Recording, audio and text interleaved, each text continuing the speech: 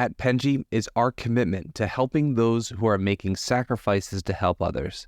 Thank you to those making a difference in your community. We are currently accepting applications for Penji for nonprofits. If you know a nonprofit or you are one yourself, head over to penji.co and click on Penji for Good at the bottom of the website to learn how to qualify. If you are listening to this podcast and are not a nonprofit, well, welcome. Become a customer by using the custom coupon code within the podcast show notes. Proceeds of all sales goes directly back to the nonprofit from this interview. Now, back to the show. Alrighty, hello everyone, and thank you for joining us. So we are just going to get right into a game today to get our creative juices flowing. So, Carrie, I want you to talk about your guilty pleasure right now. It could be a TV show, it could be a book, it could be anything. Just explain it in less than a minute. Convince us that we should also have it as a guilty pleasure. Right. My current guilty pleasure is definitely White Lotus. I was really late to the game. I only started watching season 1 like a month or two ago. Got totally into it. Watched season 1, season 2, and now I'm into season 3. I'm just like, it's the best. I love it. Oh, you really sped right through it. I really did. I was really committed. That means it has got to be going.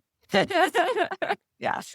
Well, I think I am a bit convinced to watch it. I've had many people tell me to, and I think that there's enough now that I feel like I need to.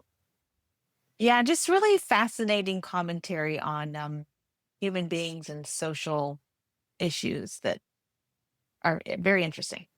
I do like a unique take. I know it's also kind of funny and comical, which I enjoy a little bit. I know that I get very overwhelmed when watching a lot of serious content because the world is serious. So, you usually want to get out of the seriousness, or I do personally. So I completely understand. But I think that I will definitely get into it. I know it's a very unique show that a lot of people do say good things about.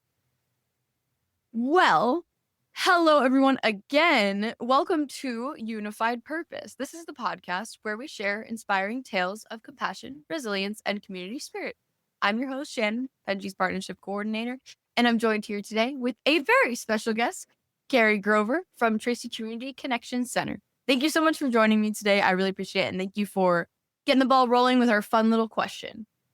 Thank you so much for having me. I'm happy to be here. I really appreciate it. Could you start by telling us a little bit about yourself and your organization? I think this would be a great way to start up. Maybe you'd introduce yourself a little bit differently than I would. So anything that you think is relevant to share with our audience. Sure. So like you said, my name is Carrie Grover. I'm the Executive Director at Tracy Community Connection Center. We are a local nonprofit that cares for low-income and homeless families and individuals. And we have a staff of 11 who manages everything from street outreach to all of our services, which include mobile showers, mobile laundry, eviction prevention and rental assistance, and case management. That is wonderful. It's nice to see that there's a multi-step process. I know there's a lot of organizations that deal with homeless individuals that it's very a minor thing that they're addressing, which isn't bad, because I think that sometimes when you focus on something, it's easier to know that you're doing it well. But I also love to see like a comprehensive approach to the homelessness issue, because I think that sometimes we'll help one thing, but they really need help with something else. And it's a difficult balance to make sure that they're covered in every possible facet. Yeah, we absolutely try to provide what we call whole person care. So looking at all of the issues that individuals may be facing and addressing them one by one, and trying to really get to the root of their homelessness rather than just dealing with the immediate issue at hand. Exactly.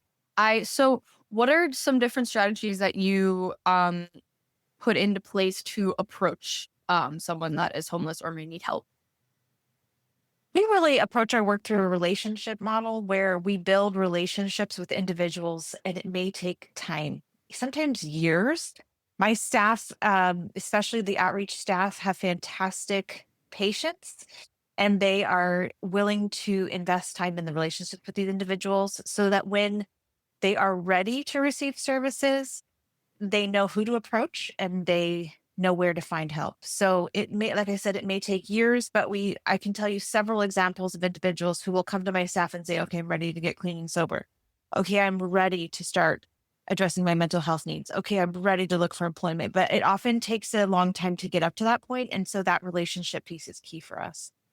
I really love that understanding. I do know that um even with especially with issues of addiction, that people will only do something about it when they want to and not because someone is making them or whatever it may be. A lot of people think that if you just throw someone in rehab that they're going to just be better and everything will be fine and blah blah blah, but that's not the case. Like addiction is a very difficult thing to handle, and if that is what led to them being homeless, then that is it's a much more complicated issue than just maybe other situations that led them to be homeless. So I think that it's good to recognize that that's very much a choice for them of not to be homeless, but to want to do something about what their situation is, and to acknowledge that and not pressure them into feeling that way. Because when people feel boxed in, they're not necessarily happy to do something about their situation, whether they want to or not. Yeah, and we've seen time and time again where we do get people into programs that they're not really ready for, and then they just self-exit. And there are some programs and services available that really aren't always, some of them are like once in a lifetime opportunities for services. And so we don't want people to use them before they're ready. And so Mhm. we really do try to, whatever it may be with their insurance or what they're eligible for, we don't want to burn through those opportunities until they're ready to fully utilize them appropriately. That makes a lot of sense. So with the range of services that you have, how do you prioritize certain ones? Like, how do you choose to put maybe more money into certain facilities or resources? Um, and is it based off of maybe like population or like how many people need to use something, or you find that they need to? Like, how does that work? So we maintain what we call our client hot list that kind of identifies what person is in the most crisis at the moment and who needs the most attention. And then the case managers and outreach workers will focus their attention on those individuals who may be on the hot list that week. But in terms of prioritizing services, we really just try to provide consistency. So the weekly showers, the weekly laundry, the weekly case management, all of that really just comes with a lot of consistency so that whoever does happen to be in crisis, yes, we are going to be helping manage that, but we also hope that the consistency of services will prevent crisis from coming up if possible. No, that makes complete sense. I mean, it's to be prepared for everything. So that's just a normal thing. So this is maybe just a curiosity question, but I've never heard of mobile showers. Can you explain Oh, to me? I because I actually I've done a lot of volunteering with specifically homeless individuals and formerly incarcerated individuals in Philly, and I've never heard of this concept, so it's like kind of exciting. yeah. Yeah. It's kind of a unique program. I mean, there are certainly other programs throughout the country that offer it as well. But essentially, what it is it's a trailer Mhm. that we tow with a truck, and it has two showers, one ADA compliant and one standard. We pull it to a church parking lot 3 times a week, and we set up and connect hoses to the water and sewers and all of that. And clients can then show up, take a shower, and then we also provide food, water, phone charging stations, case management. There is some minor medical care. We sometimes have COVID tests, stuff like that. Other resources available while people might be waiting for their shower. And then the mobile laundry is exactly the same. It's a trailer with 6 washers and 6 dryers that we pull to a church parking lot, hook it all up, and allow people to do a load of wash for free. Oh, that is incredible. I Yeah. really I love the idea of that because I've never maybe there's just no one doing it, or maybe I'm just not aware of it in Philly, but we do have centers. Like we have this thing called the Hub of Hope, which is below our municipal building in Philly, that is for washing clothes and for just sitting when weather conditions are really bad, to be able to get maybe a hot cup of coffee in the winter, or to be able to get snacks. I don't think they provide like fully fledged like food services, but they do have like different resources for people coming in. But I've never heard of this concept, so it's just very cool. I love hearing about new things that are helping people because it's just like a wonderful thing. And obviously, un- unfortunately, there is a stigma around people that are not clean or don't not visibly clean. So in order to maybe if that's just what someone needs in order to get a job and get on their feet, like that is something that is really valuable and also sanitary for not getting sick and all these different things that Yeah, see as crucial absolutely. as it is. Not to mention just restoring that sense of dignity. I mean, you know how Yeah. good you feel after a shower? Hmm. If you didn't have that, I think it can affect your mental health, not to mention your physical health, your ability to get jobs, and all of the things you already mentioned. Yeah, exactly. And I do really love the thought of that because obviously there's so many things that um lead to this overarching issue of homelessness, but I think that um there's all these minor things that you said it perfectly, like restoring dignity that people don't really consider because they're not deemed necessary. And I do love to hear about more of those things. So that is really cool. But Great. but well, speaking of all like the different things that contribute to this problem, what are you guys doing anything to kind of remedy the root causes of homelessness? I know that you mentioned earlier of trying to do it on an individual base, but is there any like policy that you're trying to change and different things like that?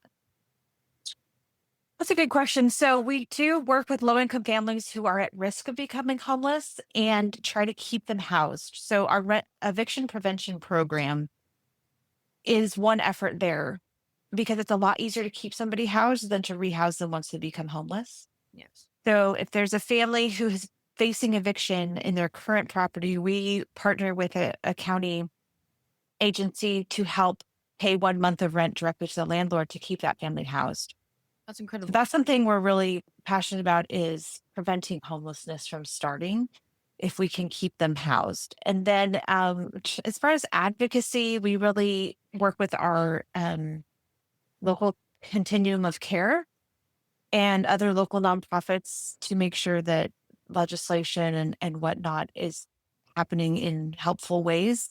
But it's a tricky time right now in terms of politics, and there's been some Supreme Court cases about homelessness that have affected things, especially in California. So that's an ongoing challenge for sure. But we are looking to be a good partner there and be a good advocate as well.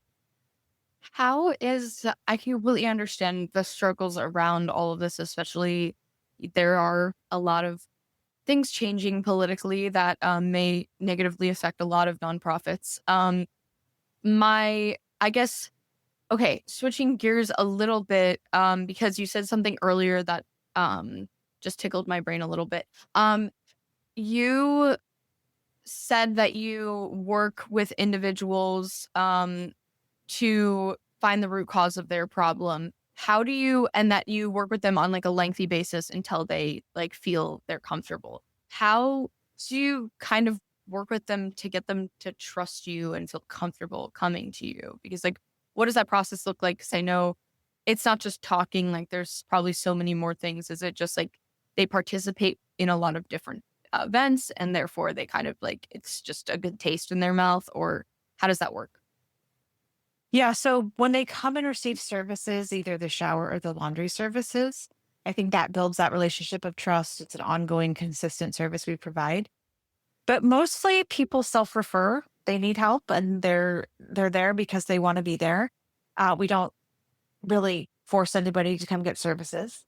The case managers sit down and do an intake with them anywhere between 30 minutes to an hour long, just hearing their story and documenting the challenges that they're facing, collecting any information that might be helpful in strategizing with the client. So I think that initial intake and conversation provides that relationship piece and trust with the clients. Yeah. Is there so when you do this process, do you keep records of the clients in order to like interact with them in the future so that they feel cared about? Yeah. So, and that's actually federally mandated, Okay. in order for you to receive funding through, different grants and stuff. We are required to use something called the Homeless Management Information System. And it's an online database that we track anything that we do. And then everyone else in the county is also tracking what they do. So there's less duplication of services and more um, working with partners to make sure that we're not like if somebody comes to my organization and receives eviction prevention resources, they can't go to another agency and get the same money because it would be duplicative. So we Uh-huh. try to avoid that and then also try and work with partners and make sure people are receiving, we refer to a ton of other agencies because there's a limit to what we actually do. So through that system, we can say, hey, we know this person can help you with your medical care, or this person can help you with your behavioral health, mental health needs, or whatever. So all of that information tracking is really useful in helping the clients and then our partnerships. That is so interesting because I think that a lot of people who don't support helping low income individuals or homeless individuals are assuming that they're taking advantage of the system. But when there's a record of something, they literally cannot. It's just very interesting to, I didn't even know that that was a thing. So it's very cool to know one that Yeah. that's a thing, and also that um, not only already knowing me personally that that's such a misunderstanding that some people have, but that there's actual evidential proof that that's not happening. Because Yeah. I mean, look, if somebody's going to game the system, I don't know. It may happen, but we do have a lot of things in place of checks and balances between different agencies and funding partners to make sure that we do our best to make sure that's not happening. speaking of partners, what kind of organizations or agencies or whatever it may be do you partner with in order to provide like additional services? What are you looking for? And what kind of things do you want to provide additionally that you don't do personally? So we partner with several hospitals. There's a big main one in town called Sutter that we work with quite a bit. So anybody who uses the emergency room or is receiving any kind of care and is being discharged, a social worker will contact my agency and make sure there's sort of a clean handoff. We'll provide emergency hotel vouchers and food and everything so that they don't re-enter the emergency department as Mm. quickly. So we work with them. We also work with, like I mentioned before, behavioral health to provide those mental health services. And then we refer into a lot of sober living environments, homeless shelters, of course, and then other nonprofits like food banks. Of course, we refer to those constantly. Domestic violence providers and safe houses. Um, just a lot of anything you can think of in terms of social services, your food stamps, cash aid, uh, all those things we refer over to people. How do you make these connections? Are they something that kind of just happens naturally because you find out about them, or you have a need for them and you do outreach in order to find them? Like, how do you create these relationships? I mean, a lot of it is based on those, longstanding relationships. And my case managers are fantastic. They have years of experience. They know the systems. They know how to apply for benefits. They know who to call when somebody needs a housing voucher, or they know who to call when somebody needs a bed in a sober living environment. So a lot of that comes from the experience of my staff. But we also reach out for resources. We're constantly providing, we have an agency referral form on our website where agencies can refer to us. And then we'll do the same. If there's an agency that we think we could benefit from partnering with, we'll have them come in and make a presentation to our staff so we know how we can work together.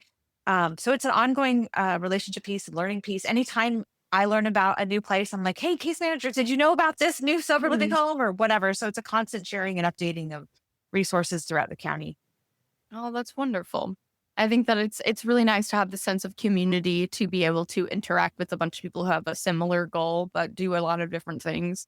I think that collaboration, especially with sensitive issues such as this, is something that's really important, especially since it's really difficult for one organization to do it all, especially with funding not being as easy to come by. Yeah, absolutely. That's always a concern. Do you guys work with this is something that we have in Philly, so this is out of curiosity, but do you have like staffing agencies specifically for homeless individuals? Not that I know of. I do know we work with a company. Well, I guess it's a government agency called JobWorks that helps provide anybody who's on welfare. They help them find jobs, and then as an employer, um, I get a benefit for hiring out of that pool Mhm. of applicants because they're considered like a need based needing to work. But I don't know a lot more about that. No.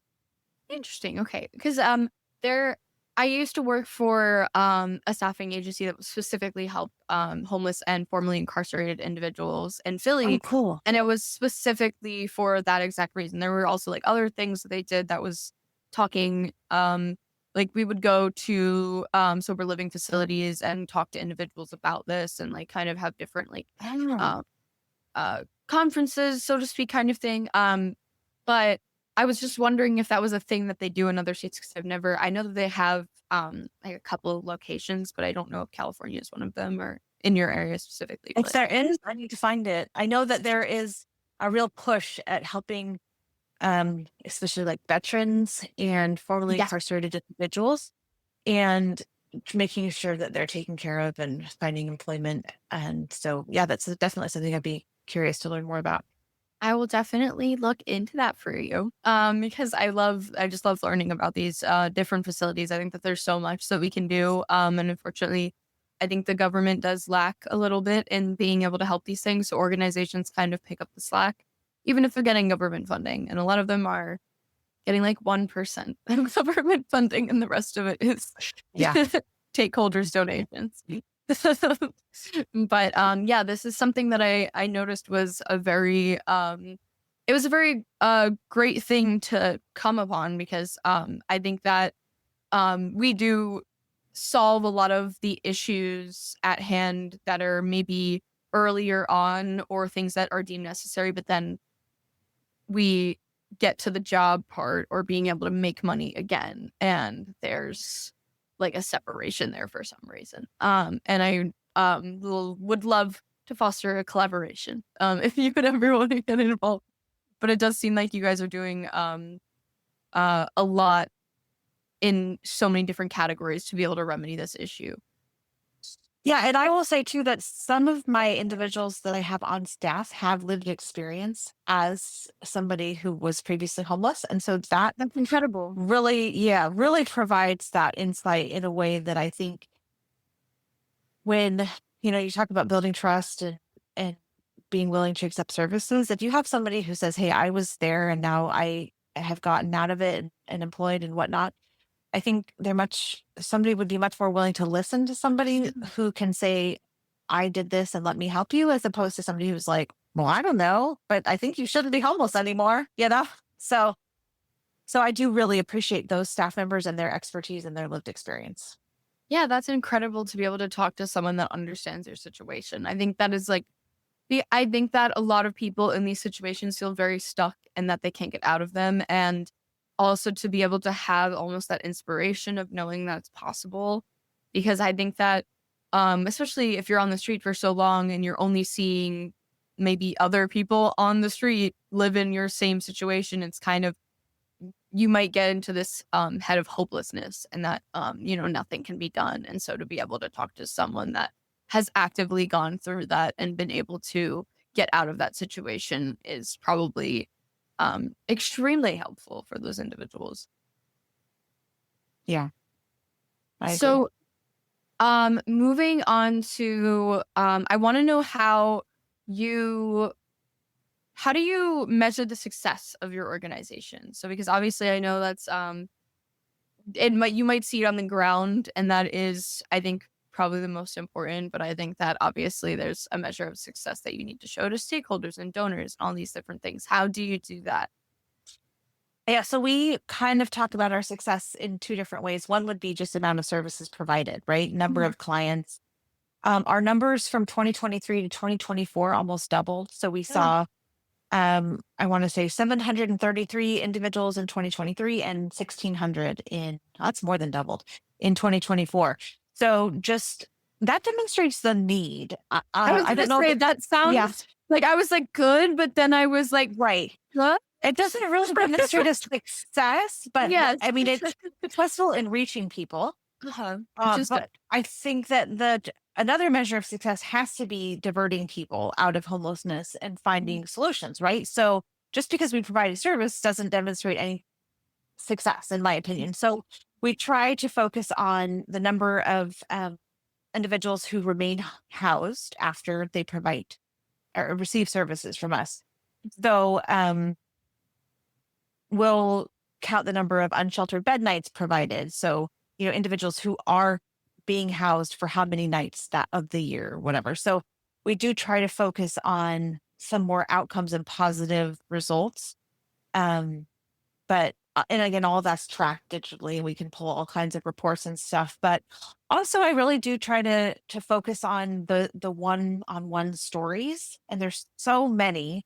But just like client, even if we get one client reunited with the family, housed, that feels like a success. So, and that happens, I'd say, on a fairly regular basis. But is that just focusing on that one person that we help is feel successful? Yeah, no, I definitely agree. I think that that also inspires other people to get involved. Like I think that people do resonate more with a story rather than statistics. I think, sometimes statistics do get some people. But I think that being able to empathize with a person specifically is something that really gets people caring about an issue. Do you actually have anyone on your mind that you would maybe want to share about? I know obviously there's confidentiality things and whatnot, but like anything that you could share that you think would be just good for our audience to hear. Yeah, of course. So we had an incident a couple weeks ago where my outreach team found a guy who was living in his car, and he had not sought any medical care for, I believe, diabetes. And so his foot was in very bad shape. My staff immediately recognized that he was not well, took him to the emergency room where they did an immediate amputation because it was so bad. Oh, And the staff at the hospital said, "You absolutely saved this man's life by bringing him into the ER when you did." And through the course of a few weeks beyond that, we kept him housed in a hotel temporarily. Then we connected with family in Texas and bought him a plane ticket, got him an Uber. My amazing director of street outreach got up at 4 o'clock in the morning, met the Uber to make sure he got in the Uber. He got to the airport and he was flown to Texas and reunited with a family. So, yeah, that's one of our recent, really, really great stories. that is so incredible because I think that there are so many situations like the beginning of that is more than incredible knowing that this man is still alive because of you guys. But I think that a big issue that a lot of people run into that are homeless is that they have people to go to, but they can't get to them. Mhm. And I think that that's a big thing, which is really just an interesting sector of homelessness that a lot of people don't think about. Like a lot of people think these people are completely alone, and sometimes that's not necessarily true. It's just a plane ticket is an expensive thing to do, and if you can't afford to live in a home or an apartment or whatever it may be, then a lot of times you can't afford that either. Yeah, and I mean, to be fair, we usually buy train tickets, but because it's just more cost effective. But he had just had an amputation, and so Yeah, we of didn't course, of feel course. like it was fair to put him on a train Yeah, ride. for sure. Um, but yeah, so family reunification is always a big goal of ours. Getting people to their homes, wherever that may be. People sometimes see that as us just trying to get rid of the problem, but I don't really see it that way. We want to make sure that people are with family, they are with friends, they're supported, they have opportunities for employment and health, and wherever that may be, whatever's best for them, we really try and find that solution. Yeah, of course. And it's not like you're forcing them to go No, somewhere where they don't want to go. I mean, if they left to be away from their family, I'm sure they're not going to be really excited to go back. So I right. don't. If there's a domestic violence situation or restraining orders, we try to be really sensitive to stuff like that.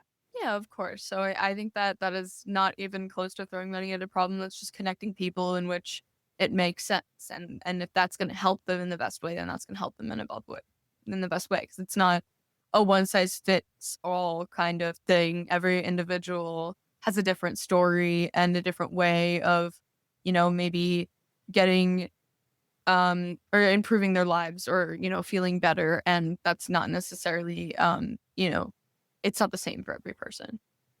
Absolutely. So since we're coming up on time, I just want to ask you a question to kind of leave off on. One, thank you so much for joining me today. This is absolutely lovely, and it was really nice to learn more about TCCC. So thank you so much.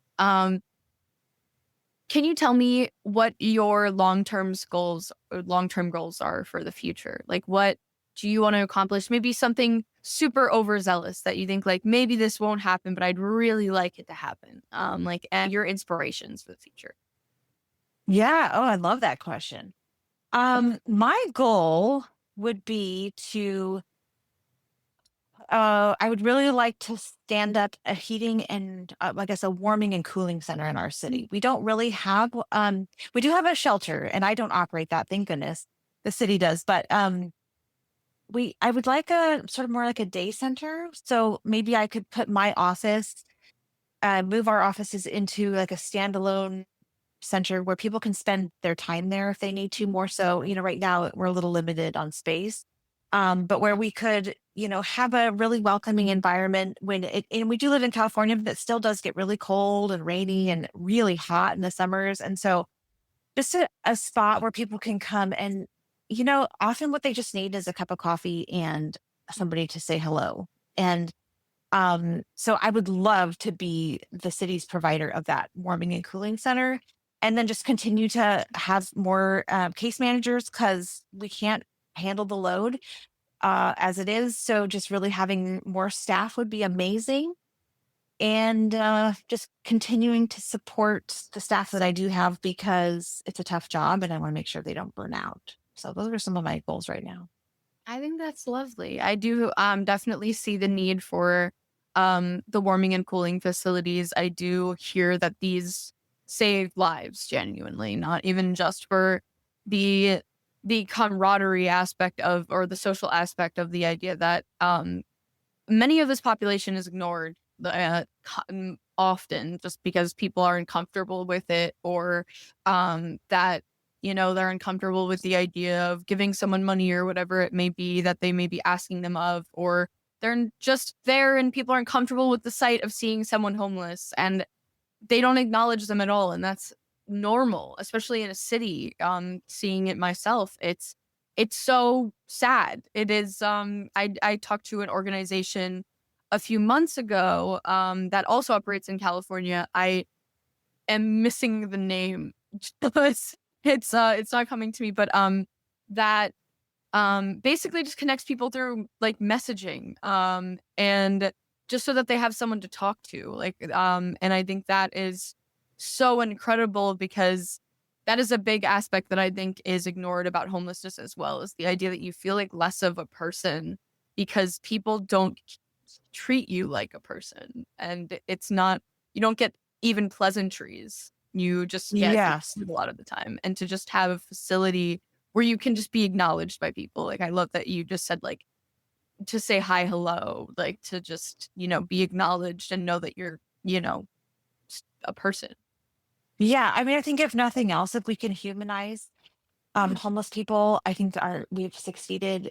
Just seeing them as individuals, not being afraid of them. I mean, the sentiment is often that they're scary and dangerous, and that's just really not the case. They're just people facing a really hard time. And I think, so many of us are just 2 or 3 paychecks away from the same situation. And so just having that compassion and just seeing people as human beings and treating them.